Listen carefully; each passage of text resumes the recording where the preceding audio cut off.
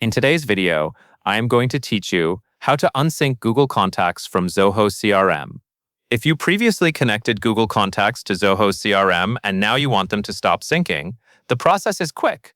This can be useful when you no longer need the connection or if you want to prevent new Google Contact changes from flowing into your CRM. To begin, open Zoho CRM. Once you are on the main dashboard, look for the Setup area. In the upper portion of the interface, you should see a gear icon.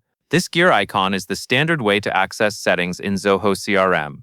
Go ahead and click the Setup gear icon. Take a moment to make sure the Setup menu opens correctly, because the next steps will rely on the options shown there. Next, within the Setup menu, find the Marketplace section. The Marketplace area is where you manage integrations and connected services. Click Marketplace and then look for Google. In this section, Zoho groups Google-related integrations together, so selecting Google is the right move for reaching the Google Contacts settings. Now that you have located the Google section, you should see different integration options. Click the Google Contacts tab. This tab is specifically for the integration that handles contact syncing between Google and Zoho CRM. Opening the Google Contacts tab ensures you are working with the correct sync connection, and not other Google services. After you open the Google Contacts tab, carefully scan the screen for the option to disable the sync feature. You should see a control labeled Disable. It may appear as a button, a switch, or an action link next to the integration status. Click Disable to turn off the connection. This tells Zoho CRM to stop syncing Google Contacts, so any ongoing sync behavior will be paused based on your confirmation. At this point, Zoho CRM will show a pop-up message asking you to confirm the disable action.